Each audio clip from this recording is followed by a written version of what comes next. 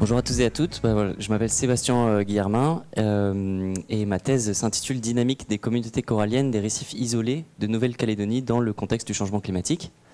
Ma thèse est co-encadrée par deux chercheurs, Fanny Ulbrecht et Mohsen Kayal, tous deux chercheurs à l'IRD, et cette thèse est financée par l'IRD et le gouvernement de Nouvelle-Calédonie. Donc pour introduire mon sujet, je parle de changement climatique, et par changement climatique, le phénomène qu'on observe chez les récifs coralliens qui est en lien avec cela, c'est le blanchissement corallien.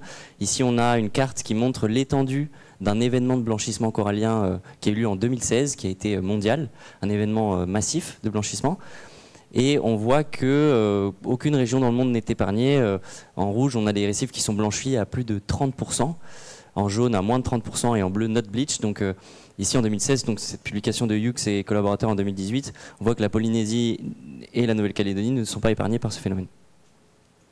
Et donc d'après les prévisions du GIEC, de l'IPCC Report, il y a un risque de disparition des coraux de 70 à 90% des coraux d'ici la fin du siècle. Donc c'est un problème majeur. Donc voilà, ce phénomène de blanchissement corallien qu'on peut voir à l'image. La Nouvelle-Calédonie comporte des récifs isolés, donc on voit cette langue de terre qu'est la Nouvelle-Calédonie, et c'est des récifs qui sont isolés dites de pression locale, donc de la pêche, de la dérégulation des phénomènes d'invasion d'acanthaster par exemple, qu'on peut avoir ici par exemple en Polynésie, des phénomènes de déversement d'eau usée liés à l'agriculture, à l'activité minière. Il y a beaucoup d'activités minières en Nouvelle-Calédonie, donc c'est des récifs, les récifs proches de la Terre sont souvent soumis à ces pressions-là. Quand on parle des récifs isolés, c'est des récifs qui sont isolés de ces pressions-là. Donc quand on étudie l'impact du changement climatique sur ces récifs isolés, on peut un peu isoler son effet. Et dans la littérature, les récifs isolés, donc lointains, ils sont considérés, ils ont longtemps été considérés comme des arches de biodiversité. Abritant une communauté de coraux et de poissons pristines, donc intouchés par l'homme. Et en découlent des conclusions ils seront plus résistants face à l'élévation des températures, puisque plus diversifiés. Et des études plus récentes ont montré qu'ils étaient particulièrement sensibles en fait, à l'élévation des températures. Puisque c'est des communautés qui sont préservées, on a eu l'accroissement des espèces dites sensibles. Et lorsqu'il y a une vague de chaleur marine, une canicule marine, ces espèces sont particulièrement impactées par l'élévation des températures. Et ça, dans ces études, ils ont pu montrer qu'il y avait vraiment un effet dévastateur sur ces récifs isolés et que l'isolement n'était pas forcément gain de meilleure stabilité. Et donc voilà, c'est des récifs qui sont peu étudiés, particulièrement en Nouvelle-Calédonie. Il y a déjà eu des études en Nouvelle-Calédonie, notamment sur les récifs d'Entrecasteaux, mais ça a été porté principalement sur du suivi d'habitat. Donc coraux, pas coraux, coraux durs, coraux mous. Donc une échelle taxonomique vraiment assez grossière. Et ça se cantonnait à des études liées à la couverture corallienne. Quand on regarde une surface d'un récif, on va estimer le pourcentage que les coraux recouvrent. Donc 10%, 20%. Et ça, quand on fait des suivis de couverture corallienne dans le temps, on va être assez limité sur les interprétations qu'on peut faire, les hypothèses qu'on peut faire sur pourquoi il y a une variation.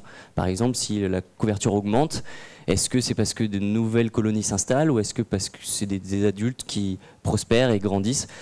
Et ça, c'est une méthode du coup qu'on a employée. On a employé une méthode pour distinguer ces phénomènes démographiques dans le cadre de ma thèse, qui est du coup faire un suivi démographique. En 2020, Edmunds et Riegel, ils ont fait une publication qui fait date et qui encense la communauté scientifique, des chercheurs coralliens, à se tourner vers ces méthodes-là, de faire des suivis démographiques justement pour tester ces hypothèses de pourquoi la couverture varie dans le temps. Et ça permet également de faire des projections futures. En intégrant des processus de croissance, de survie, de recrutement, on peut projeter ça dans le futur. Donc ici, j'ai mis quelques exemples issus de la publication de Kayal en 2015 de processus démographiques à l'œuvre pour les coraux, donc la fission, la fusion, comme je disais, la mortalité, la réduction de taille ou l'accroissement, le recrutement, enfin voilà. C'est tous ces processus qu'on va essayer de quantifier dans ce chapitre de la thèse en tout cas. Je vais me concentrer sur les récifs d'Entrecasteaux, entourés en rouge, même si ma thèse s'applique aussi à l'étude des Chesterfield, mais on est revenu de la dernière campagne en décembre 2024, donc les résultats sont assez frais. Je vais présenter pour l'instant que les résultats d'Entrecasteaux. Donc le récif est entouré en rouge. On a disposé 14 sites d'études sur ces récifs. Et ces sites d'études sont représentatifs de deux types de récifs, la pente externe et la barrière interne. Donc un peu des images ici. L'idée, c'est sur chaque site, on va mettre en place un transect fixe. Donc tous les 6 mètres, on va planter une barre en métal et déployer un décamètre, donc un mètre ruban centimétré, comme on peut voir ici.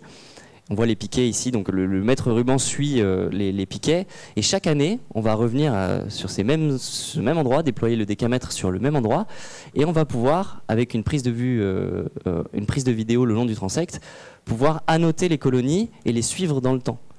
Donc on a eu 2 campagnes en Entrecasteaux, en mars 23 et en mars 2024, où par exemple, là, on voit ici une image la première année et la deuxième année du même endroit.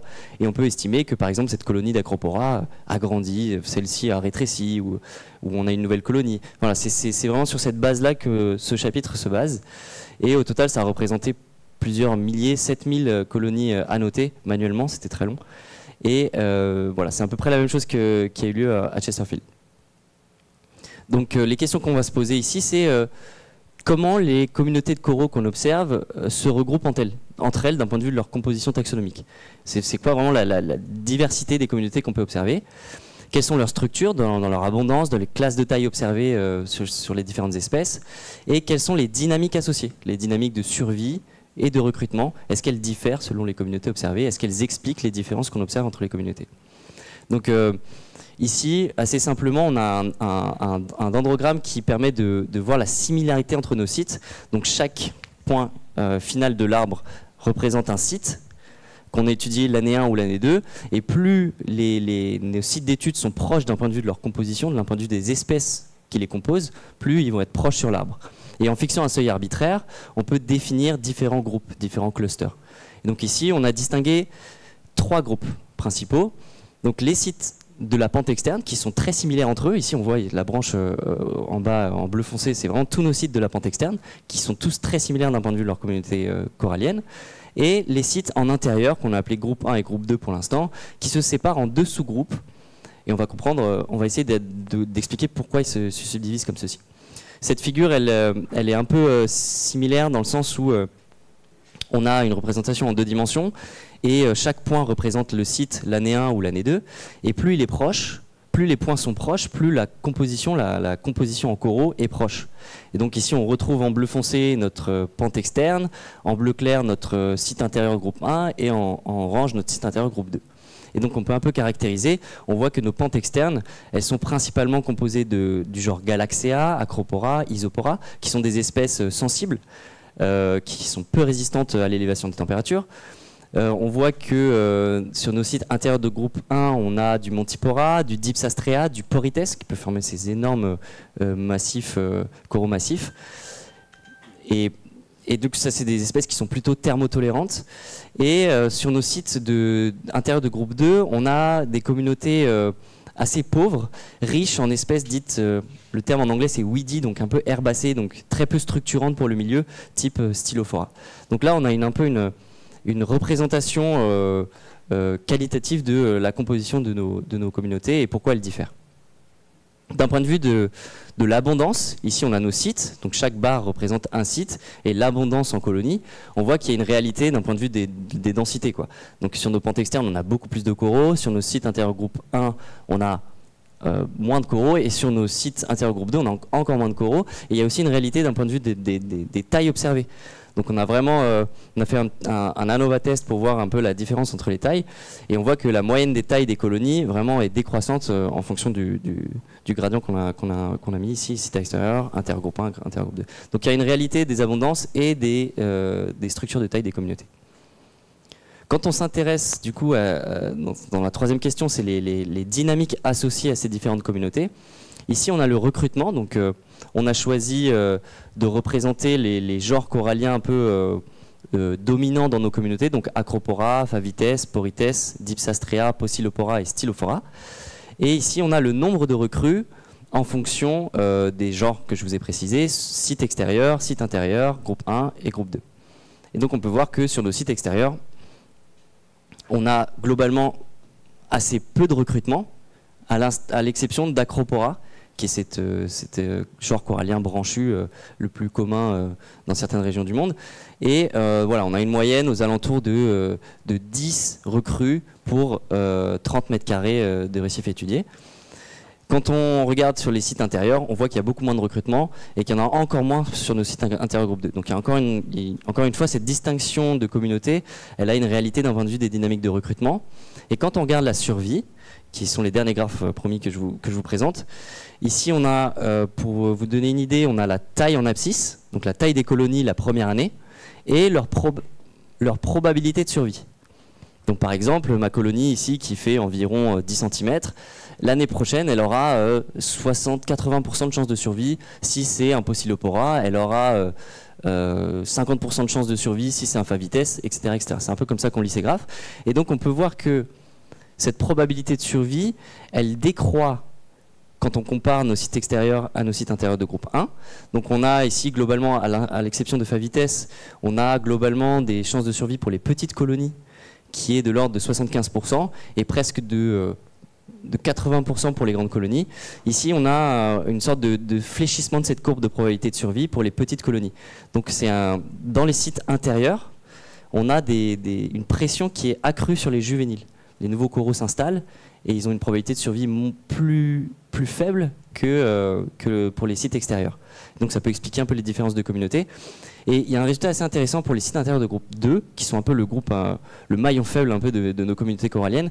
On a vraiment des dynamiques différentes selon si on a des espèces qui sont dites sensibles ou herbacées, donc Poecilopora, Stylophora, Acropora. On a vraiment des probabilités de survie très très faibles pour les petites colonies, donc une pression très très forte de l'environnement sur cette partie-là de la communauté.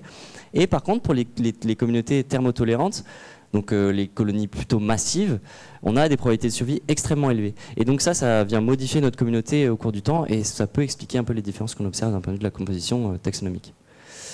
Pour ouvrir un peu le sujet, comme je disais, on va faire la même chose sur les récifs de Chesterfield et l'idée ça va être un peu de comparer comment ces récifs se comportent. Est-ce qu'ils se comportent de la même manière d'un point de vue pour les gestionnaires, c'est une question qui les intéresse beaucoup. Est-ce qu'on les considère pareil? Est-ce qu'ils sont soumis aux mêmes dynamiques ou est-ce qu'ils sont différents? Là, pour l'instant, sur les premiers résultats analysés que je ne présente pas, mais on a plutôt des grosses différences en fait, en termes de communauté observée et de dynamique. Donc ça, c'est assez intéressant. Là, j'ai mis la planche du projet en entier. Donc là, je vous ai présenté le chapitre 1 qui sont les performances démographiques, mais j'étudie aussi les performances physiologiques des coraux. Si vous avez des questions là-dessus, je peux y répondre. Et la dernière partie, ça va être de faire le lien entre les deux, physio et démographie, et de faire des projections pour le futur. Merci de votre attention.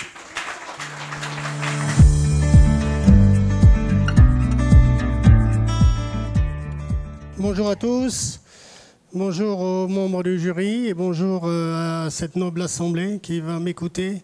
Je vous remercie en avance de phase parce que pour votre attention, plutôt qu'à la fin de mon exposé. Voilà, je disais, Claude Regaud, deuxième année. Mon directeur de thèse, c'est le professeur Damien Mouret, qui est également le directeur du GDI. Alors, mon sujet que je vais vous présenter, très succinctement, bien évidemment, c'est la recherche d'efficience d'un système de santé public privé. C'est comme ça que ça marche? Non? Ah non, c'est comment? Ah, c'est ça? Pardon. De la droite vers la gauche. Ah, ben voilà. Alors, quand on parlait d'efficience, il faudrait d'abord, quand je parlais d'efficience, pardonnez-moi, d'abord, c'était de rappeler ce que c'est que l'efficience. Parce que souvent, on raisonne sur les 3 E, économie, efficacité, efficience. L'économie, tout le monde sait à peu près ce que c'est. L'efficacité, ben, c'est les critères et ce que l'on mesure. Et puis l'efficience, c'est la somme des deux, de sorte à ce qu'on obtienne le maxi de ce que l'on recherche. Et la recherche, justement, c'est ma question. Comment offrir à la population polynésienne les meilleurs soins possibles tout en maîtrisant les dépenses? J'ai bien dit tout en maîtrisant les dépenses parce que vous verrez que c'est un des critères importants dans le cadre de cette recherche. Alors, offrir à notre population les meilleurs soins possibles, vous savez qu'en santé, il y a des déterminants qu'on retrouvera. Le premier, c'est l'accès aux soins. Offrir un accès aux soins le plus équitable possible, ce qui n'est pas facile dans un environnement tel que le nôtre. il est clair qu'à Papeete, on peut offrir davantage de soins qu'au fin fond des Tuamotu. Le deuxième point, c'est bien évidemment ne pas dégrader la qualité des soins.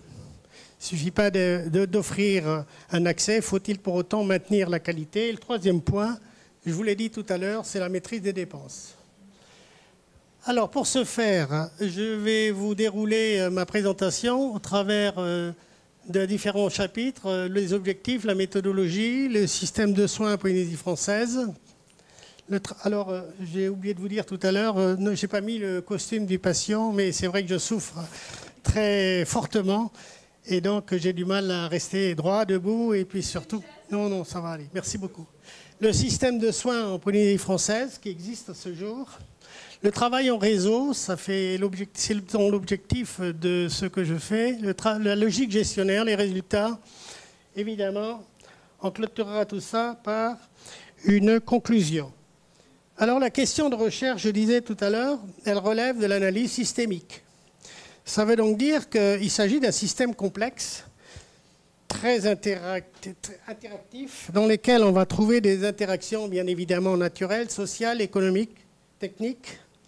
Et quand on va essayer de comprendre comment on peut offrir les meilleurs soins possibles, on va s'appuyer sur les 5 C, compréhension, comprendre. La collaboration, vous verrez que c'est quelque chose qu'on va développer de plus en plus importante. La communication, le contrôle et la création de valeur. Alors, quels sont les objectifs? Alors, parler d'objectifs, c'est aussi de dire quelle est la vision stratégique que nous avons. Alors, ce n'est pas compliqué. Il existe un outil qui s'appelle le schéma d'organisation sanitaire en Polynésie française, qui est élaboré par le ministère de la Santé. Et ce schéma est en cours de révision puisque nous attendons dans les prochaines semaines et prochains mois le projet. Ce projet, c'est ni plus ni moins que l'objectif, c'est-à-dire la vision du pays par rapport à sa santé. Réaliser, donc une fois que j'ai dit ça, une vision stratégique de la santé sur les 6, 7, 10 années à venir. Ensuite, comment on va travailler ça? Donc les 4 étapes, on va réaliser un panorama macro du système de santé. Pour essayer de faire clair, j'ai réalisé une étude SWOT, force, faiblesse, opportunité, menace, sur le système actuel. Le système actuel que l'on connaît, qui est composé d'hôpitaux périphériques, d'hôpitaux privés, évidemment de dispensaires, de sorte à couvrir la superficie assez vaste de la Polynésie française. Une fois qu'on a fait cet état des lieux, je vais travailler sur les différents scénarios pour étudier l'offre de soins. Qu'est-ce qui existe? Qu'est-ce qu'on peut améliorer? Qu'est-ce qu'on peut y rajouter? Qu'est-ce qu'on peut fusionner? Le point suivant, c'est l'offre de soins. On en a parlé. Il ne faut pas oublier que dans ces scénarios, il y a quelque chose d'important, c'est la culture de collaboration interhospitalière. Ça veut donc dire comment va-t-on réussir à faire travailler les gens ensemble? Ça ne veut pas dire qu'ils ne travaillent pas ensemble aujourd'hui.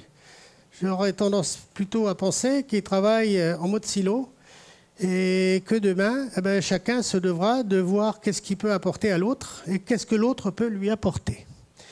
Créer un modèle d'accès aux soins le plus adapté, bien évidemment, mais il ne faudra pas oublier une chose importante, c'est que nous allons être confrontés à de la résistance au changement, à un certain nombre de freins potentiels. Et enfin, définir un projet médical commun. Commun, ce n'est pas le projet médical de telle ou telle entité de soins, c'est le projet médical de l'ensemble du système de santé de Polynésien. Et pour ce faire, nous allons regarder attentivement ce fameux couple efficacité et qualité des soins. La méthodologie utilisée, c'est une approche qualitative. Par qualitatif, j'entends une observation participante. Donc on va regarder dans le détail comment ça fonctionne. Par la meilleure compréhension possible du système de la culture sociale qui encadre ce fonctionnement. Et bien évidemment, qualitatif au travers d'enquêtes, d'entretiens, pour essayer de comprendre comment tous les acteurs fonctionnent. La mobilisation, ça c'est le premier point, évidemment, et de recherche-intervention. Donc on n'est pas dans le cadre d'une thèse classique, on est plutôt dans le cadre d'une thèse opérationnelle en recherche-intervention. En clair, c'est une approche terrain. Le chercheur, il intervient directement avec les acteurs du terrain. Et le point supplémentaire, donc quand on a vu ça, on arrive à la mobilisation du cadre théorique de la coopétition. Alors il semblerait que ce mot soit pas très connu, et pourtant j'ai lu un article il n'y a pas plus que 8 jours, et dans cet article on faisait référence à 35 auteurs qui ont travaillé sur la coopétition. Sachez que la coopétition, ça n'est pas que un modèle qui, je le dis en dessous là d'ailleurs, coopétition, qu'est-ce que ça veut dire? C'est à la fois travailler en coopération et à la fois travailler en compétition. Ça veut dire quoi?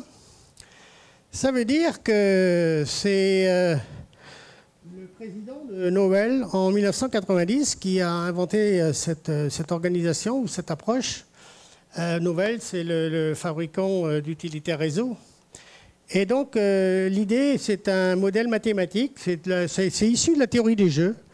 Et on utilise ce modèle lorsque tout seul, on n'est pas capable de faire aussi bien que si on est capable de rejoindre le confrère et néanmoins concurrent, de sorte à faire plus à deux, ou à deux faire plus que deux quand on n'est pas tout seul. Ça veut dire en clair, si j'ai les moyens de fonctionner tout seul, je n'ai pas besoin d'aller chercher de la coopétition.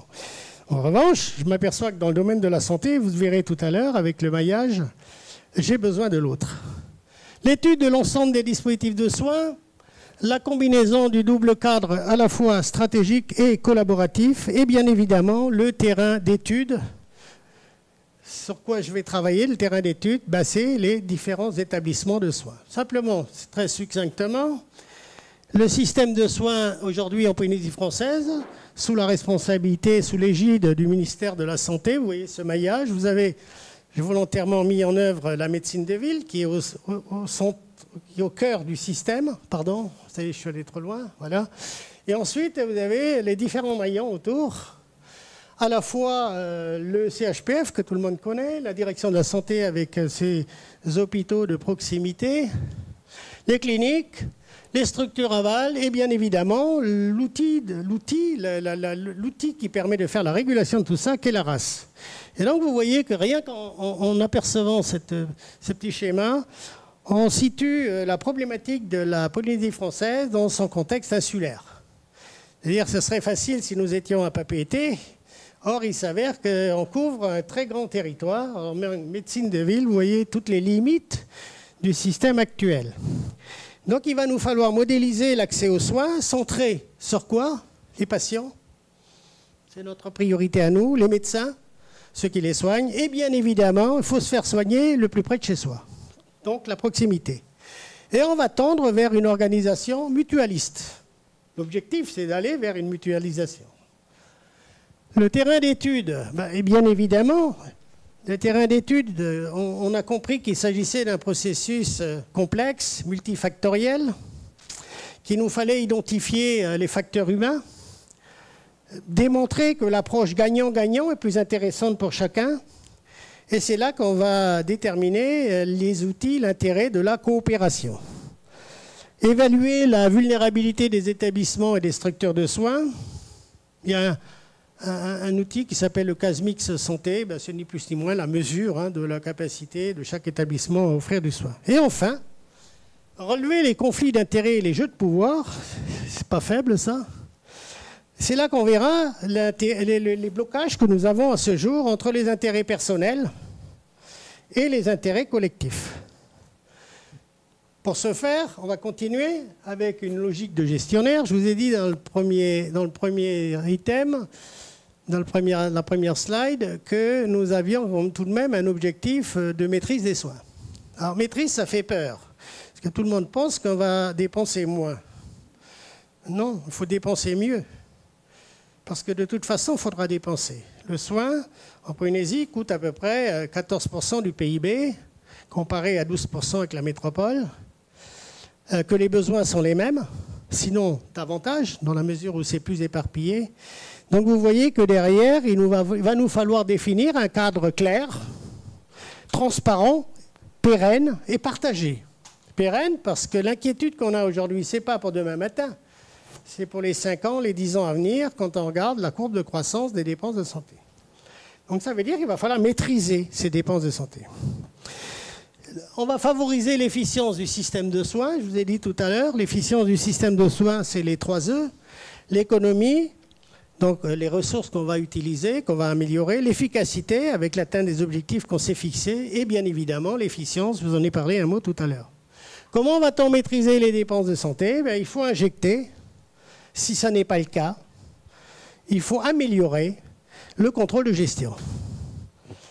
Garantir la qualité des soins, ben, c'est aussi offrir le soin à son juste niveau. Il faut donner le minimum. Quelquefois, le maximum, on n'en a pas les moyens. En tout cas, il faut que ce minimum il soit juste. Et enfin, proposer une organisation de proximité. Je reviens à mon item de base sur la proximité, c'est-à-dire faire en sorte que l'accès aux soins soit le plus près possible du patient. Alors, où est-ce qu'on en est à ce stade-là, deuxième année, au résultat? La synthèse de SWOT est faite. En clair, force, faiblesse du système de santé, c'est mis sur papier, c'est couché. Maintenant, une fois qu'on a fait ça pour chaque entité, il faut faire la synthèse de cette SWOT pour la Polynésie française. Et là, on va rejoindre la vision stratégique dont je vous ai parlé tout à l'heure. Puisqu'on l'avait mis en amont, est-ce qu'on est proche de cette vision? Ensuite, on va travailler sur... Oh pardon, j'ai oublié de déplacer mon slide là. Voilà. Le synthèse SWOT, l'étude comparative des différentes formes de coopération. Coopérer, ça veut dire travailler ensemble, mais il y a différents outils qui permettent de faciliter, que ce soit un GCS, un groupe de coordination sanitaire, que ce soit un groupe hospitalier, un groupe d'intervention hospitalière. Il y a différents modèles qui existent à la fois sur le plan juridique ou technique. Et ensuite, il faut esquisser un projet médical commun. Et là, on va rentrer dans la problématique de la conduite du changement. Et la conduite du changement qui doit répondre précisément aux axes stratégiques du pays, c'est-à-dire du SOS. Vous voyez, projet médical commun, aujourd'hui, chacun a son projet. Pourtant, c'est les mêmes patients. Donc, il nous faudra peut-être trouver moyen de communiquer différemment. En conclusion, nous avons, ce que je viens de vous expliquer, c'est que ça va relever d'une double approche. À la fois une approche stratégique et à la fois une approche collaborative. Nous avons deux cultures différentes. La culture privée, je suis un homme du privé, toute ma vie j'ai passé dans le privé, je sais ce que c'est que le privé. Ben, le privé, c'est pas compliqué. Quand ça ne marche pas, vous disparaissez. Le public, c'est différent. C'est une institution. Ça peut bien marcher, c'est parfait. Ça peut ne pas bien marcher, mais vous ne disparaissez pas pour autant. Donc l'idée, ça n'est pas d'opposer public-privé. L'idée, ça n'est pas de dire le public est meilleur que le privé, l'inverse ou l'inverse. L'idée, c'est de dire comment peut-on aller chercher le meilleur dans chaque organisation, dans chaque système de fonctionnement. Donc c'est important de retenir que ça n'est pas deux cultures opposées.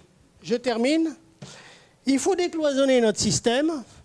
Là, on verra la résistance au changement. Donc les freins.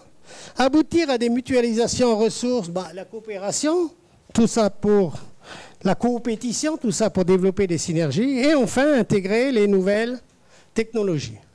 Voilà, et c'est terminé. Il reste juste une seconde. Mais ça, je vous l'avais déjà dit tout à l'heure, donc je retire la seconde. Dont les mots-clés que vous devez retenir au travers de mon intervention. 1. Coopétition, c'est un mot nouveau. 2. Vision stratégique. Où va-t-on? On va-t-on pas demain, dans 7 ans. Culture public-privé, on en a parlé. Contrôle de gestion, conduite du changement. Et enfin, un décloisonnement de nos propres systèmes. Merci beaucoup.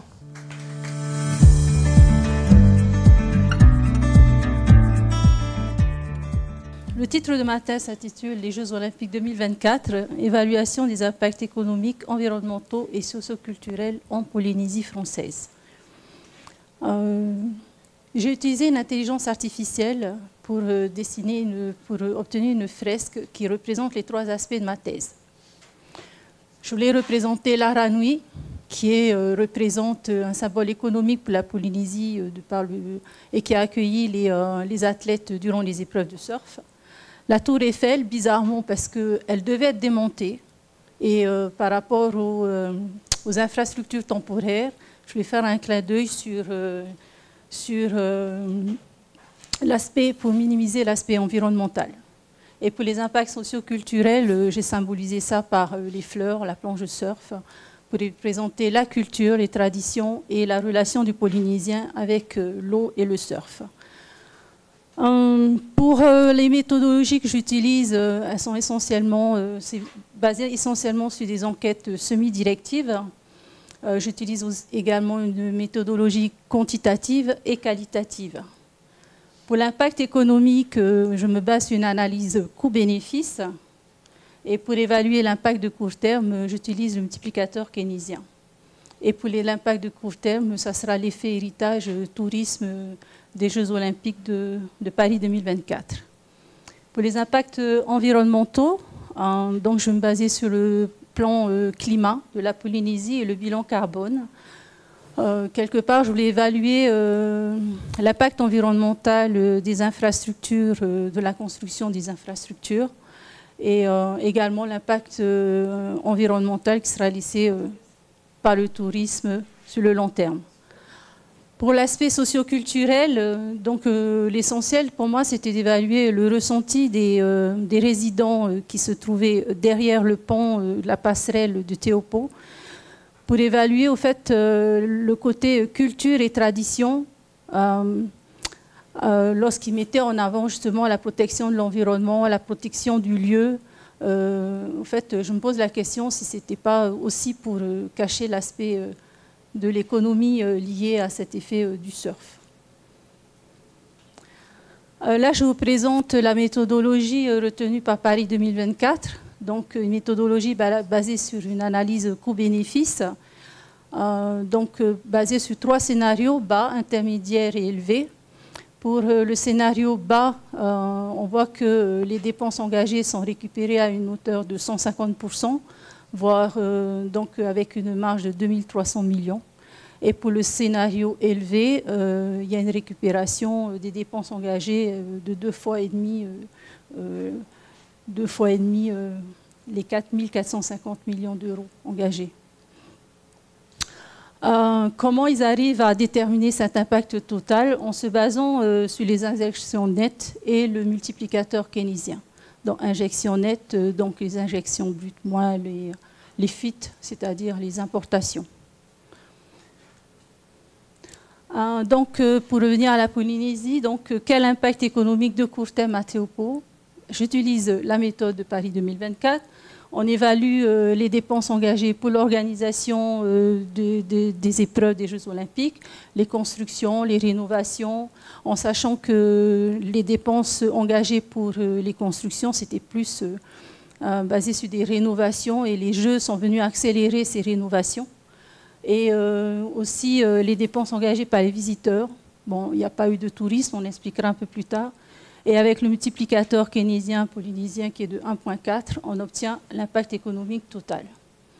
Donc en clair, ici, on a voulu séparer les dépenses liées aux infrastructures pérennes et ceux liés aux infrastructures temporaires. Donc pour la Polynésie, les dépenses ont été de plus de 4 milliards de francs pacifiques. Donc si on parle d'infrastructure, là il y a la marina de Teopo qui a été refaite. Donc là c'est un plan de Paris 2024. Donc la marina de Teopo a été refaite, donc ça c'est pérenne. Ensuite il y a le pont ici, là. Tout ce qui est base vie athlète, Pointe Wharemaora et le domaine rose, c'est du temporaire. On a évalué les impacts primaires, donc si on les prend dans la totalité, c'est-à-dire plus de 4 milliards pour la Polynésie, plus de 2 milliards pour l'État et 1,2 milliard pour Paris 2024, on arrive à un total de 8 milliards. On essaye de calculer, au fait, d'essayer de représenter qu'est-ce que représente 8 milliards pour la Polynésie, et avec un impact total de 11,2 milliards en utilisant le multiplicateur keynésien de 1,4. Donc la particularité de ces jeux en Polynésie, c'est que la Polynésie n'avait pas de droit de rediffusion. On n'a pas eu de vente de tickets, il n'y a pas eu de sponsor également. Peu de hausse du tourisme du fait de l'obligation d'avoir une accréditation pour rejoindre la pointe, pour rejoindre Tehupo.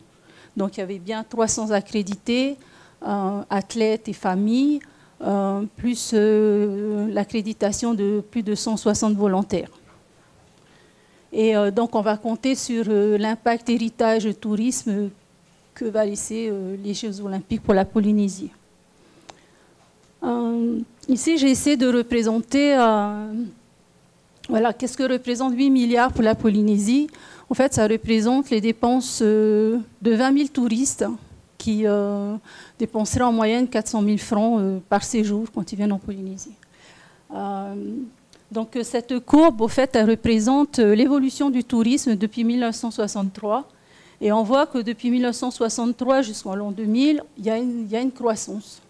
Voilà, le tourisme n'a pas arrêté d'augmenter. Bon, il y a eu des bas, des hauts. Et puis, à partir de 2001, donc, il y a une baisse. Hein. L'attentat de New York a fait qu'il y a eu cette baisse. En 2008, la crise financière. Et 2020, la crise du Covid. Et puis, on remonte à plus de 250 000. Mais ce qu'on remarque aussi, c'est que depuis 2000 à 2023, en fait, le maximum est entre 250 000 et 260 000. On n'a pas évolué, sur 20 ans, c'est toujours resté pareil. Et donc, on se dit, voilà, alors est-ce que les épreuves de surf, est-ce que cet héritage qu'on nous laisse, est-ce que justement ça va faire venir plus de touristes? Donc, est-ce que ça va contribuer à la stratégie de développement du tourisme durable et inclusif en Polynésie française? Donc là, il faut regarder le Faeri Manini de 2027. Ils ont un axe, donc c'est l'axe 3 avec 28 points clés qui ils voudraient atteindre 280 000 touristes par an et 85 milliards de revenus.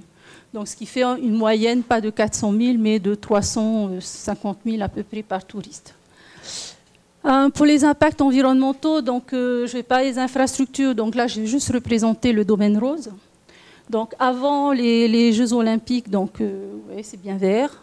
Pendant les Jeux olympiques, donc ça c'était le quartier général de Paris 2024, et après les Jeux olympiques.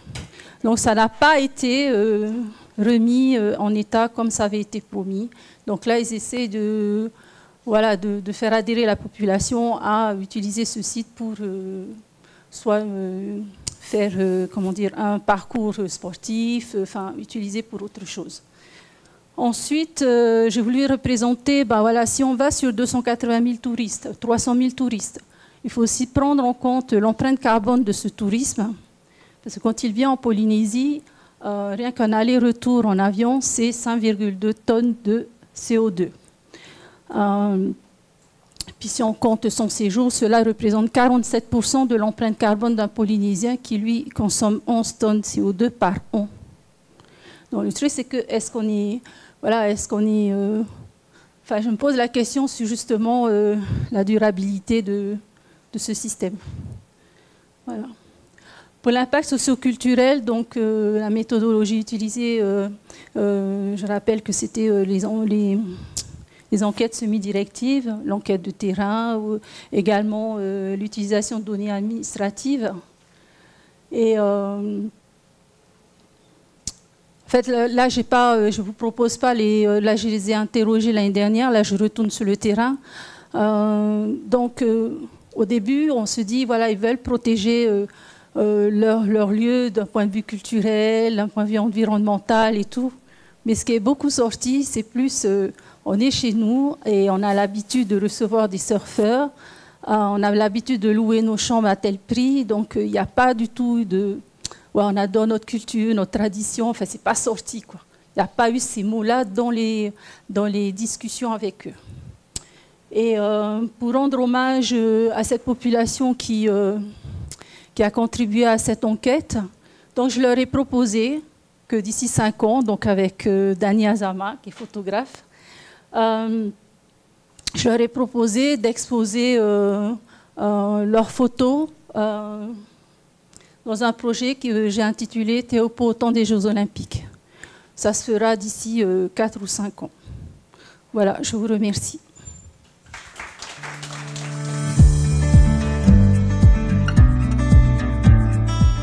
je vais vous parler de danse tahitienne. Donc, la danse tahitienne a connu un véritable renouveau à partir des années 1960, lorsque la Polynésie française s'est davantage ouverte au monde. Longtemps marginalisée, même interdite, la danse est redevenue un symbole fort de l'identité tahitienne. Le concours Heivai Tahiti a été créé en 1881 et il a joué un rôle central dans cette renaissance. Bien qu'il ait évolué au fil des années, il reste encore aujourd'hui un événement clé pour l'expression, la création et la transmission de la culture tahitienne. Au fur et à mesure, de nouveaux événements ont vu le jour à Tahiti comme à l'international en complément du Heiva. Ces événements répondent non seulement à un engouement croissant pour la danse tahitienne, mais aussi à la volonté de maintenir un lien profond avec la terre qui est au cœur de l'identité polynésienne. En effet, quand on parle de danse tahitienne, on fait référence au Ori Tahiti, une danse qui est intimement liée à l'île de Tahiti et à son histoire. Ces deux mots, d'ailleurs, rappellent l'importance de l'enracinement culturel, soulignant que l'on danse non seulement pour se divertir, mais aussi parce que la danse fait partie de notre héritage et de notre identité. Alors, dans un monde de plus en plus globalisé, où les cultures tendent à se mélanger, la danse tahitienne devient un moyen de réaffirmer l'identité polynésienne. Elle s'inscrit dans une dynamique de renouveau, où les savoirs anciens, tels que le chant, tels que le rythme, les gestes et les significations, sont réinterprétés dans les pratiques contemporaines, mêlant tradition et modernité de manière créative. Alors ma thèse a pour titre « Scène et hors scène de la danse tahitienne entre héritage et académisme ». Sur la base de ce constat que je vous ai décrit, j'ai formulé deux questions. La première, et dans une ère de mondialisation et de nouvelles technologies de communication, et dans le fil d'une histoire coloniale, comment se pense et s'organise la danse dite traditionnelle à Tahiti aujourd'hui? La deuxième question est la suivante. Quels cadres interprétatifs permettent de saisir les revendications sociales et politiques et les processus culturels qui se déroulent à la fois en amont, mais aussi en deçà, des ou sur les scènes. Alors, j'ai un peu vite. L'objectif premier de mon projet est d'abord d'identifier et de recenser la diversité des scènes où se performe le Ori Tahiti.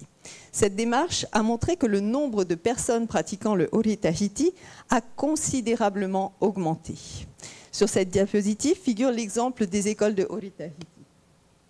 En 1993, lors de la première édition du Tauti Anae, un festival annuel dédié aux écoles de Ori Tahiti, il y avait 3 écoles qui produisaient leurs élèves. Le Conservatoire artistique de la Polynésie française, l'école de Macau Foster et l'école de Moyata Loglin. Ces 3 établissements réunissaient à eux seuls 400 danseurs. En 2025, c'est 37 écoles de danse qui se produisent et plus de 3500 danseurs qui investissent la place Tohata, soit en fait une multiplication par 10 en l'espace de 30 ans. C'est énorme. Vous pouvez voir également sur cette carte la localisation de ces écoles avec une concentration effective sur la zone urbaine de Papeete. Donc, si je continue, on a un accroissement des pratiquants de la danse et des établissements. Sur ce tableau, qui représente en définitive le calendrier annuel des concours et festivals de Ori Tahiti, qui se déroulent localement, on voit un accroissement des événements, mais aussi une démultiplication des scènes qui sont notées en rouge. Cela nous indique que ce calendrier, il s'étoffe, il s'agrandit au fil des décennies, qu'il englobe de nouveaux événements, de nouvelles scènes pour répondre aussi à une évolution de la danse. Alors, que nous apprennent l'étude de ces scènes? Dans un premier temps, elles nous renseignent sur les processus créatifs. Ainsi, ma recherche analyse comment naissent les idées, la composition et la mise en scène, favorisant en fait une meilleure compréhension du processus artistique. Ces espaces aussi, qui sont dédiés à la scène, nous permettent de mieux saisir le contexte culturel et social. Et ma recherche permet d'étudier la danse dans ses dimensions sociales, historiques et culturelles, mettant en lumière son rôle dans la société et ses enjeux socioculturels. Il faut savoir que pour une prestation de 20 minutes sur scène, eh bien, il y a 120 heures de répétition derrière sur 5 mois. Donc là encore, je me suis dit que ce serait peut-être une bonne chose que d'investir les espaces que l'on peut qualifier de hors-scène. Qu'est-ce qu'on entend par espace de hors-scène? Eh bien, ce sont les coulisses de la danse traditionnelle. Et on peut les décliner de la manière suivante, c'est-à-dire la sphère privée, les espaces de répétition, les espaces de préparation et les espaces de transmission. Encore une fois, on peut se poser la question de qu'est-ce que nous apprend l'étude des hors-scènes? Eh bien, ils nous apprennent deux choses. Ils nous renseignent sur l'intégration des technologies. Cette recherche s'intéresse à l'utilisation de nouvelles technologies, voyez-vous, dans l'élaboration des prestations. Donc on entend par vidéo comme outil de mémorisation et d'objectivation aussi. On a également des logiciels pour déterminer les placements des danseurs, des tutoriels pour la réalisation des costumes et l'utilisation des réseaux sociaux pour la communication, etc. Ces espaces hors scène soulèvent aussi les questions de la transmission et de la pédagogie. Donc cette recherche étudie et contribue à élaborer de nouvelles méthodes d'enseignement et de formation, rendant la transmission du savoir plus efficace et adaptée aux enjeux contemporains. Alors, quelle méthodologie adopter pour cette recherche? Eh bien, d'abord, analyser les discours qui entourent le Ori Tahiti, de ceux qui détiennent le pouvoir dans ce domaine jusqu'aux interprètes, c'est-à-dire les danseurs. Il s'agit aussi de faire du terrain. Alors, qu'est-ce que le terrain en anthropologie? Eh bien, c'est investir un espace à la fois social, culturel et relationnel. C'est-à-dire, c'est côtoyer une communauté pendant plusieurs mois, s'entretenir avec ses membres et participer à toutes ces activités. Pour ma part, j'ai choisi de suivre un groupe dans la préparation de plusieurs événements, qu'ils soient locaux ou internationaux, et j'ai également investi des espaces dédiés à la transmission pédagogique. Donc là, vous avez les affiches de tous les événements dont j'ai suivi la préparation. Cela représente 2 années d'observation participante, de septembre 2023 à août 2025, donc je suis en plein dedans. Ça représente 8 terrains cumulés, c'est-à-dire qu'en fait, pour faire ma recherche, il a fallu que je me consacre à plusieurs terrains, plusieurs espaces dans le temps et dans l'espace aussi. Ça représente également 4 concours et 4 espaces dédiés à l'enseignement de la danse et 85 entretiens semi-directifs. Alors, toute cette méthodologie a pour vocation de mettre en avant des enjeux contemporains. Je vous en citerai 2 aujourd'hui. Le premier, c'est la spectacularisation du Ori Tahiti. Autrement dit, expliquer comment une danse reposant sur des fondements traditionnels devient, dans certains contextes, un spectacle. Donc le phénomène se traduit par une esthétisation marquée. Alors je vous mettrai en avant, par exemple, les maquillages de scène, les costumes qui sont de plus en plus sophistiqués, les chorégraphies qui sont de plus en plus élaborées pour capter l'attention visuelle et émotionnelle, des jeux de lumière valorisant aussi la mise en scène, et je vais y arriver. Valorisant donc des jeux de lumière, valorisant la mise en scène et l'impact esthétique. Alors avec ces nouvelles exigences, il n'est donc pas étonnant qu'un problème comme le manque de lieux de répétition ait pris tant d'importance ces dernières années. Le phénomène de spectacularisation, il comporte aussi un risque fort, c'est celui de déconnexion en fait avec la dimension sacrée, sociale ou historique que comportait traditionnellement cette danse. J'en aborderai un dernier avec vous, c'est l'académisme. Autrement dit, la tendance à suivre les règles, les normes et les modèles établis par une institution. Avant, on apprenait le Ori Tahiti par l'exemple. Maintenant, on l'apprend dans des écoles. On l'apprend aussi via le conservatoire. Et ce processus d'académisme, le fait de faire rentrer une danse dans l'enseignement ainsi, eh bien, soulève une tension.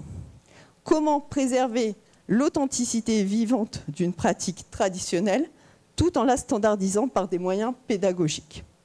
La danse tahitienne se trouve ainsi à l'intersection d'un savoir populaire, transmis oralement, et d'une formalisation institutionnelle qui peut en modifier l'esprit.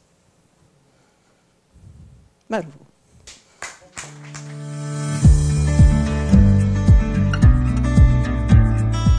Donc, je m'appelle Solène, je suis fonctionnaire territoriale de la Polynésie française. Mon poste est à la direction de la santé, mais actuellement en détachement auprès de la communauté du Pacifique, qui est basée en Nouvelle-Calédonie, au sein de la division santé publique. Donc, je suis en 6e année de thèse, parce que je travaille à temps plein à côté. Et ce que je vais vous présenter aujourd'hui, c'est mon travail de ces 6 longues années de thèse, qui se terminent cette année. Voilà. Donc mon sujet, c'est l'obésité infantile. J'ai souhaité faire une thèse parce que dans le cadre de mes fonctions, j'avais beaucoup de questions auxquelles je ne trouvais pas de réponse. Depuis des années, en tout cas en Polynésie française, on travaillait sur la thématique de l'obésité infantile, essayer de trouver des solutions, parce que c'est une vraie problématique dans l'ensemble du Pacifique, pas que en Polynésie, bien sûr. Et puis, je butais régulièrement sur des freins, des problématiques, et pas de réponse à tout ça. Donc, c'est pour ça que je me suis lancée dans ce travail de thèse. Donc, pourquoi est-ce que l'obésité infantile est un vrai problème dans le Pacifique? Vous l'ignorez pas, c'est que c'est un facteur majeur des maladies non transmissibles que sont les maladies cardiovasculaires, le cancer, les maladies pulmonaires chroniques et le diabète, bien sûr, et que ces maladies représentent 80% des décès. Donc, c'est un problème sérieux pour l'ensemble de la région et auquel il faut s'attacher vraiment pour protéger la qualité de vie des gens et nos systèmes de santé. Donc l'obésité, on a des données qui nous viennent de l'OMS pour ce qui concerne les adolescents au-delà de 13 ans. Donc pour la région Pacifique, on est dans les 20%. Mais par contre, on a peu de données, voire pas du tout, dans de nombreux pays de la région par rapport à l'âge primaire. Si je prends l'exemple de la Polynésie française, les enfants sont pesés, mesurés, mais par contre, ces données ne sont jamais diffusées ni publiées. Voilà, on n'a pas, ces données-là ne sont pas disponibles, donc on ne peut pas suivre la corpulence des enfants à l'échelle de la région. Et puis, encore plus important, je dirais, l'obésité infantile a des causes multifactorielles. C'est pas seulement une question d'alimentation et d'activité physique. Rentre aussi en compte là-dedans le niveau socio-économique, le mode de vie de toute la famille, l'environnement, est-ce qu'on a accès à une alimentation équilibrée ou pas, des espaces sportifs, etc. Et là, pour le coup, on a vraiment très peu d'informations dans la région Pacifique sur ces déterminants clés de l'obésité infantile. Donc ça, c'était pour un peu le contexte. Donc mes travaux de thèse, voilà ce que j'ai fait au cours des 6 dernières années. Donc dans un premier temps, un état des lieux par rapport à l'obésité dans le Pacifique, parce qu'on avait vraiment peu d'informations, comme je vous le disais, qui sont publiées, et ça ne nous permet pas d'avoir une vision globale, et puis du coup de faire des choix en matière d'intervention. Donc j'ai commencé par faire une revue de la littérature de ce qui était disponible à l'échelle de la région. Puis le développement d'un outil, parce qu'on s'est aperçu qu'on avait peu de moyens disponibles pour évaluer l'alimentation des enfants et des adultes aussi, de toute façon, dans la région. Donc, on a créé un outil digital, une application qui s'appelle iRecall24 Pacific et qui permet de faire des enquêtes nutritionnelles. Je n'ai pas précisé que ma formation de base est dans la nutrition. Donc, on a créé cet outil pour nous permettre de faire des études plus approfondies par rapport à l'alimentation. Cet outil a ensuite été validé en Nouvelle-Calédonie, qui est un territoire multiculturel, donc ça s'y prêtait bien pour développer un outil régional. On a pu le tester sur différentes ethnies. Et puis ensuite, cet outil a été utilisé dans le cadre d'une enquête plus globale réalisée auprès des enfants de Wallis et Futuna pour nous permettre d'étudier l'alimentation et l'activité physique simultanément, mais également d'autres facteurs de risque que je vais vous présenter par la suite. Donc ce travail de revue de la littérature, il a été publié, vous avez le QR code ici pour accéder à la publication. Il a montré donc que les données sont rares, donc ce qu'on se doutait, il y avait très peu d'informations sur la corpulence des enfants par rapport aux 21 îles de la région. Et par exemple, pour la Polynésie française, aucun qui soit publié. Ça nous a également permis de voir que les peu de données disponibles n'étaient pas comparables parce que les référentiels utilisés n'étaient pas les mêmes. Les territoires du Nord utilisent les référentiels, c'est-à-dire les courbes de corpulence qui est dans les carnets de santé, les courbes de corpulence des États-Unis. D'autres pays utilisent celles de l'OMS. Nous, on utilise celles de la France. Donc, même si on a des données, on ne peut pas les comparer. Donc, on ne peut pas faire de tendance à l'échelle de la région pour suivre la corpulence des enfants. Quelques déterminants ont quand même été mis en avant.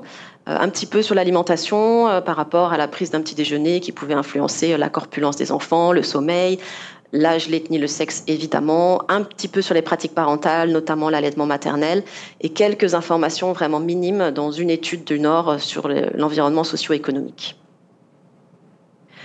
Le deuxième travail, c'était de développer cet outil, cette application digitale. Donc, pour évaluer les consommations alimentaires, on a 3 possibilités actuellement. Ce qu'on appelle les questionnaires de fréquence, qui est le plus utilisé. On va vous demander combien de fois par semaine avez-vous consommé des fruits et légumes la semaine dernière ou le mois dernier, par exemple. Donc, ça nous permet d'avoir une idée de l'alimentation, mais pas d'informations précises en termes de nutriments et de vitamines, par exemple. On sait juste que vous consommez, par exemple, beaucoup trop de boissons sucrées et pas assez de fruits et légumes. Il existe aussi des journaux de bord, donc là c'est très contraignant, il faut que les participants notent chaque jour tout ce qu'ils ont consommé. Et puis la technique du rappel des dernières 24 heures qui peut se faire généralement avec un professionnel de santé, mais qui demande du coup beaucoup de ressources humaines et de temps si on souhaite faire une enquête à l'échelle de l'ensemble du territoire. Parce qu'il faut qu'une diététicienne se déplace dans chaque habitation pour poser des questions sur qu'avez-vous mangé hier.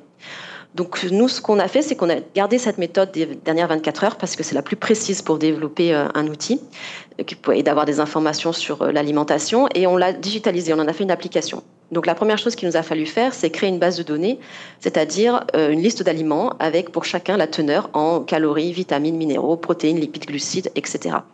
Pour ça, on a utilisé les bases qui étaient disponibles dans la région. Donc, on a une petite base des aliments du Pacifique qui a été publiée par la FAO en 2004.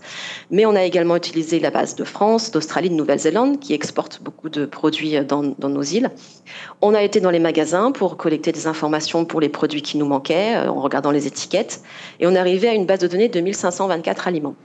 Une fois qu'on avait ça, il nous a fallu mettre des photos des portions. Parce que dire qu'on a consommé du riz hier, c'est très bien. Mais si on n'a pas la quantité de riz qui a été consommée, on ne peut pas faire de calcul nutritionnel pour savoir qu'est-ce que ça représente en termes de calories et de nutriments.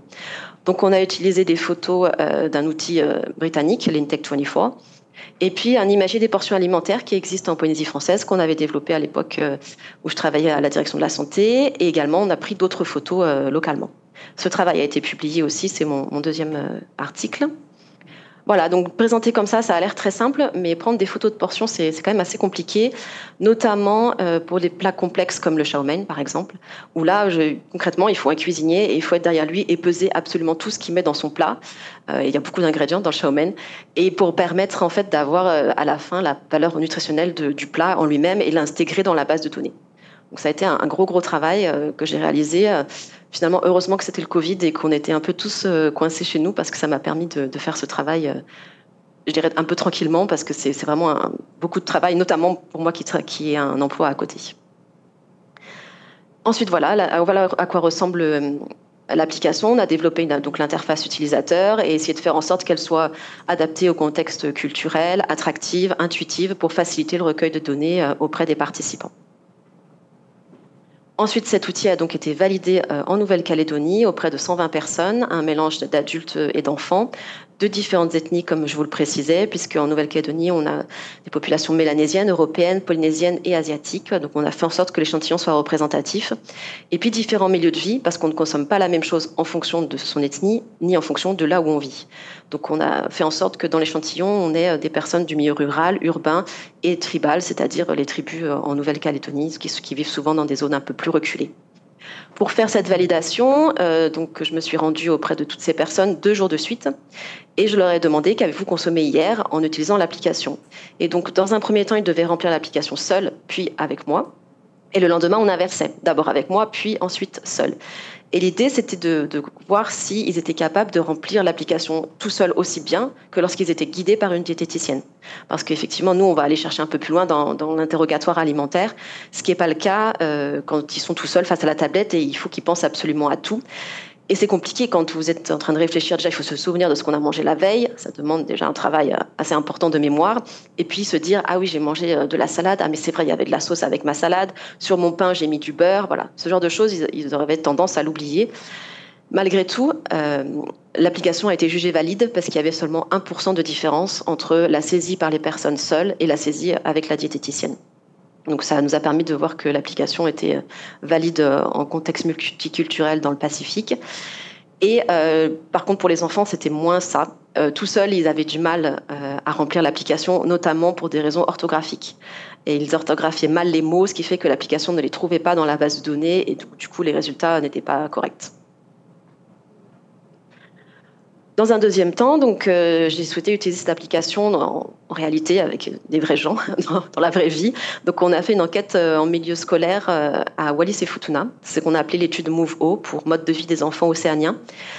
Donc on a choisi 56 élèves de CM2, donc ils avaient 10 ans, qu'on a interrogés, mais on n'a pas interrogé que les élèves. Parce que comme je vous l'expliquais, dire que les enfants sont en surpoids, ça, ok, mais moi, ce que je voudrais savoir, c'est pourquoi. Je vous dis tout de suite, j'ai pas encore trouvé, pas de suspense. Mais voilà, je voulais essayer de creuser cette question, savoir pourquoi les enfants sont en surpoids, pour pouvoir tout simplement derrière agir en conséquence et donner un peu des pistes à nos gouvernements pour trouver des solutions et mettre en place des interventions adaptées. Donc on a interrogé 56 élèves de CM2, leurs parents, les enseignants, les directeurs d'école, et on a observé l'environnement dans lequel ils vivaient. Ça concernait 4 écoles. Ce sont des petits effectifs à Wallis et Futuna. Donc, on a intégré tous les élèves de CM2 de ces 4 écoles. On a collecté des données quantitatives et qualitatives à l'aide de différents outils. Donc, la fameuse application, mais également des accéléromètres, c'est-à-dire des montres que les enfants ont portées pendant une semaine et qui ont enregistré leur activité physique et leur sommeil et leur sédentarité également. Tout s'enregistre dans la montre avec la fréquence cardiaque. Des questionnaires digitalisés pour interroger d'autres thèmes, c'est-à-dire est-ce qu'ils vont jouer à l'extérieur, est-ce qu'ils se rendent à l'école à pied ou en voiture, comment ils se sentent, combien d'heures ils dorment. Enfin voilà, on a eu pas mal de questions pour les enfants. Et pour le questionnaire digitalisé et l'application, ils étaient accompagnés d'une personne pour pouvoir le remplir correctement et être guidés. Il y a également eu donc des questionnaires papier pour les parents qu'ils ont vraiment eu la gentillesse de remplir. On a eu un retour à plus de 95%, donc ça c'était vraiment bien. Grâce au soutien du service de l'éducation, les parents ont vraiment participé à l'étude. Et les parents leur demandaient combien de personnes vivent dans votre foyer, un niveau de revenu, des informations aussi sur le poids de l'enfant, le poids des parents, parce que ce sont des facteurs qui jouent.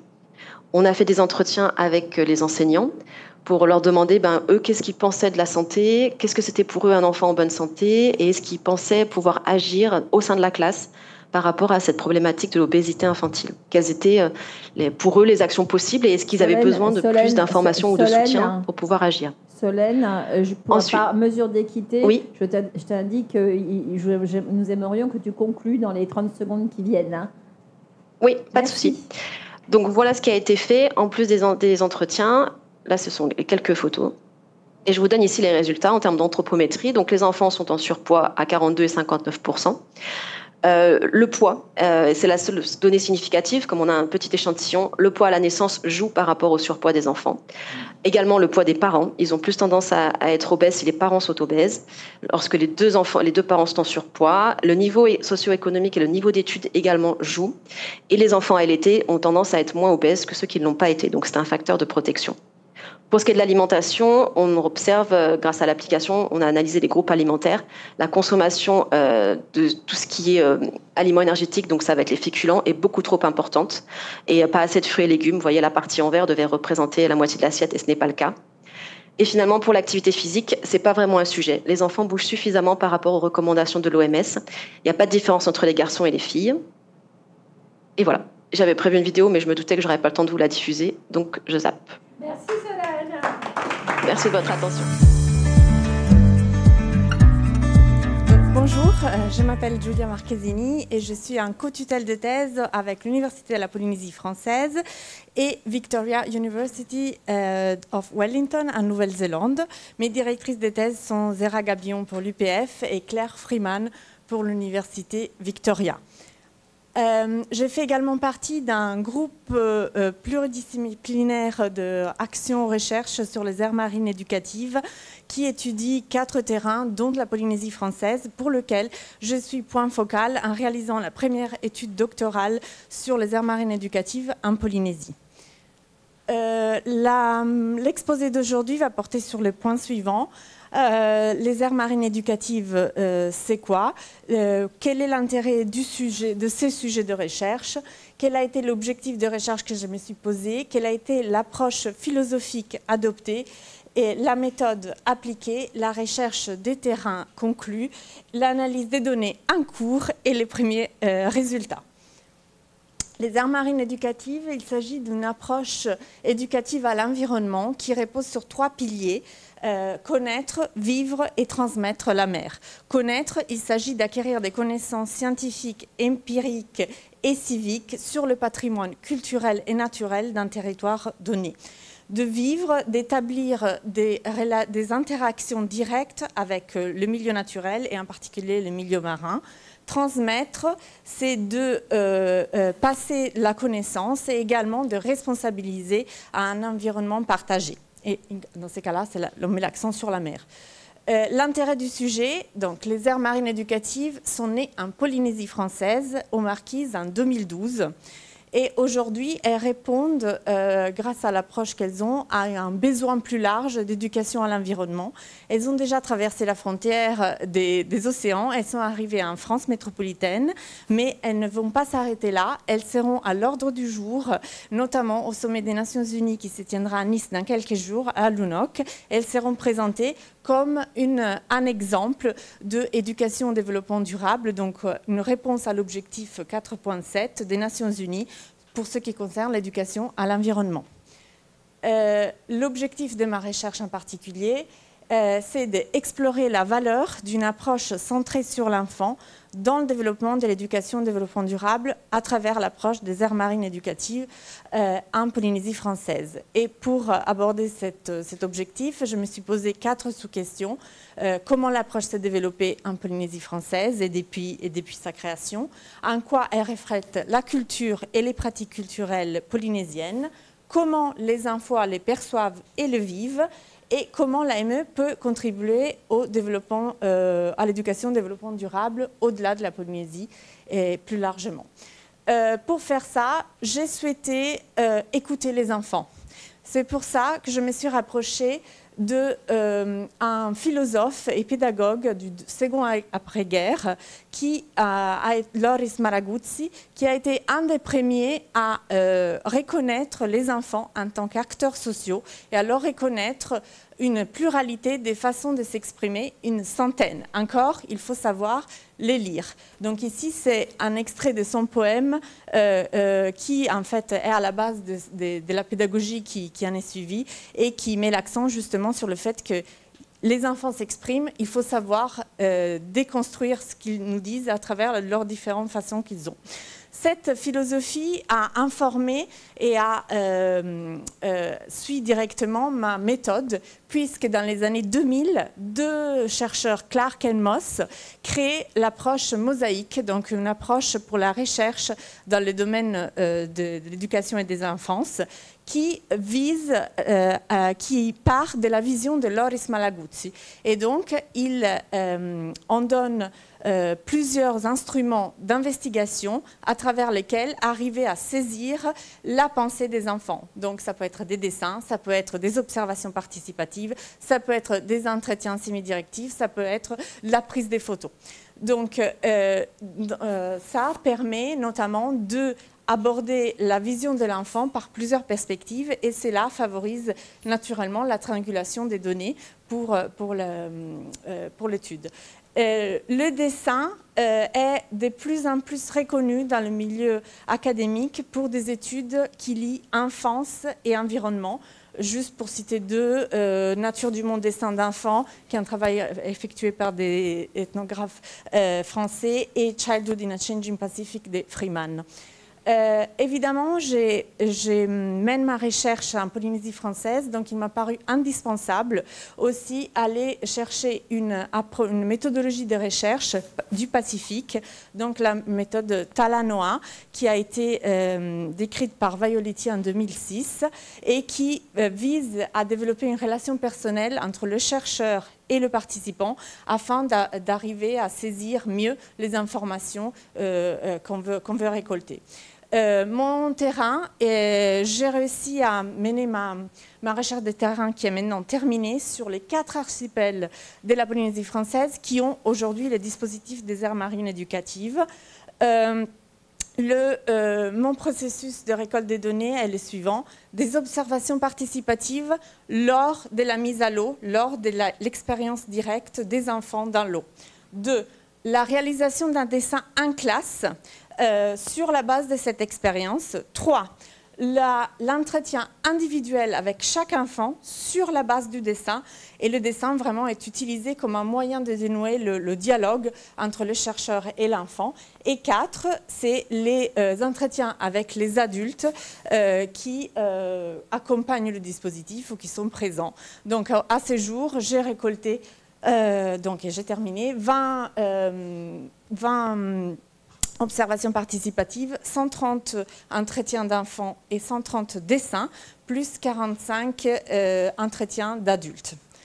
L'analyse des données, donc d'un côté il y a les dessins, donc je procède à une analyse thématique des dessins en identifiant ce qui est représenté et en essayant de lier le niveau de détail avec lequel ils sont représentés avec la signification potentielle de chaque image.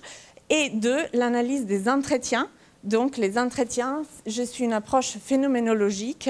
Donc l'idée, c'est vraiment d'essayer de comprendre le phénomène en lui-même par différents biais et de vraiment d'en extraire l'essence. Et Holloway et Tordes disent les bare bones, vraiment ce qui révèle de ce phénomène. Et les premiers résultats. Alors, connexion résultat des enfants, connexion avec la mère. Il est indéniable que le rapport avec la mère et l'immersion que les enfants ont dans le milieu marin avec les sorties scolaires favorise la création d'un lien émotionnel extrêmement fort qui est extrêmement important pour en fait développer une sensibilité et une sensibilisation du coup à l'environnement qui devient leur environnement propre. Ici, on voit par exemple que les enfants se dessinent dans l'eau. Ils se dessinent avec des grands sourires. Ça, c'est le groupe qui attend sur la plage. Et ça, c'est le groupe qui est déjà dans l'eau. Ils se relayent, mais ils sont tous extrêmement contents. Ça, c'est une des intervenantes qui leur explique dans l'eau ce qu'ils sont en train de voir et leur relève, donne les spécificités scientifiques et comment le fonctionnement, les symbioses éventuelles entre les poissons, les coraux et les algues fonctionnent. Et pendant les entretiens, vraiment, je me rends compte qu'ils ont passé un moment extrêmement agréable. Ils sont intéressés par ce qu'ils ont vu, par ce qu'ils ont appris. Et leur gestuelle corporelle le témoigne également. Leurs yeux brillent. On a réussi à éveiller leur curiosité.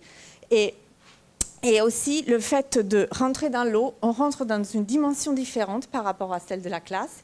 Et donc, les enfants arrivent à mettre en avant des compétences qu'avant ne sont peut-être pas vues dans la classe. Et donc, ça permet de mettre en avant des compétences différentes et valoriser les enfants de manière différente.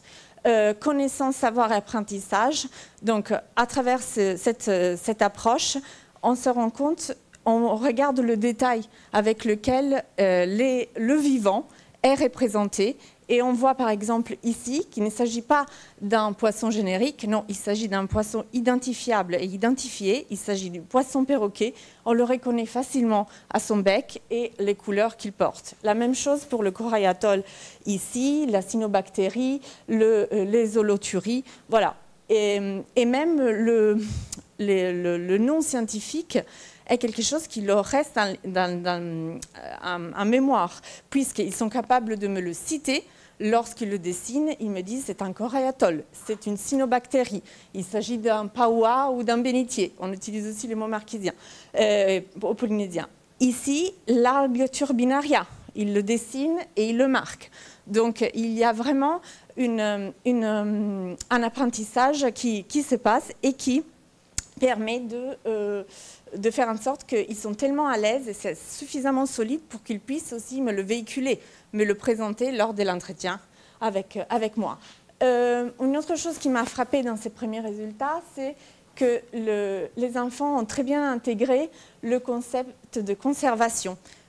Souvent, ils se réfèrent à leur environnement, à la mer, comme leur garde-manger. Ils sont conscients du lien qui les lie à la nature et en particulier à la mer, puisqu'ils se nourrissent de produits notamment de la mer, eux et leur famille. Et donc ça, c'est quelque chose qui ressort de manière frappante.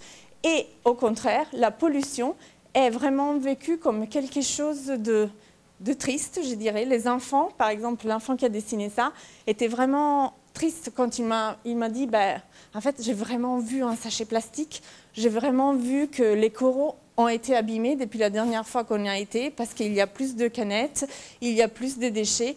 Et donc, ils associent la pollution et le fait d'abîmer le lagon comme quelque chose de négatif et donc à proscrire. Dans les premiers résultats adultes, l'approche des aires marines éducatives fait vraiment du sens. C'est le mot qui ressort le plus. Faire sens, transmission, histoire, apprentissage, école.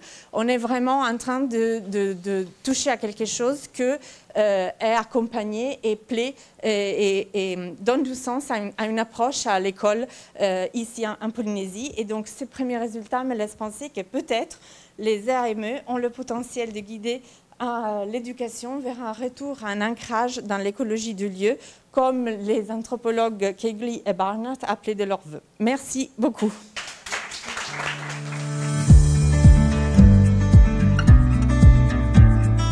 Good afternoon.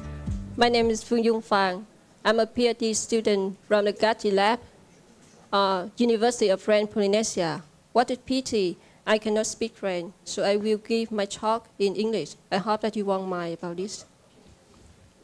Today I'm here to make a brief introduction of my thesis, the cohomology of the arithmetic group structuring oxyglotoma manifolds. My main supervisor is Dr. Alexander Ram from the Gatti Lab, and my co-supervisor is Dr. Bùi Anh Tuấn, Vietnam National University, University of Science. In my thesis, we are working with the problem in classifying oxyglotoma manifolds, but oxyglotoma manifolds are in 4-dimensional, 6-dimensional, and so on, and they haven't been yet studied enough to be visualized, so we don't have any picture of them. For this reason, I will use 3-dimensional knot instead to express for you what we are doing in my thesis. First, look at this picture. Now first look at this picture. In the picture you can see a lot of protein knots. These are geometrical structure observed on hundreds of thousands of proteins. So what is a knot? Let me show you. By a definition, a knot is a closed loop in 3-dimensional space, which if necessary, you can compactify it to a 3-dimensional sphere. For example, you can see in the picture a traphoid knot with 3 crossings. The first, the second, and the third crossing. Besides observing the knot, people are often concerning about the complement of the knot. Next, let me show you what is the complement of the knot. Now look at this picture. In the picture, you can see a figure-8 knot, which is contained in a white tip. This white tip, whose ends glued together, we call this white tip is the surrounding tip of the figure-8 knot. And the space that we obtain from the 3-dimensional sphere after abandoning the interior of this white tip, we call the figure-8 knot component. So I hope that you can imagine about the component of the figure-8 knot. Now, come back again to the problem of classifying knots in 3-dimensional space. For easy observation, I have made a model of the surrounding tip of the figure-8 knot for you by a garden hose.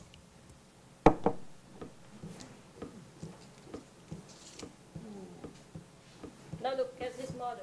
You can see this is the model of the figure-8 knot.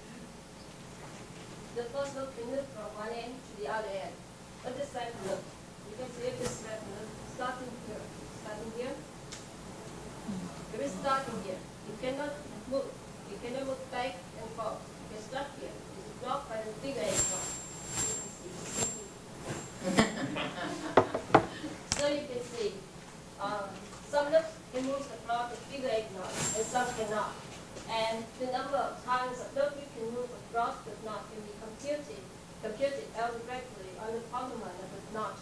That's what exactly we are doing in classifying knot in three-dimensional space.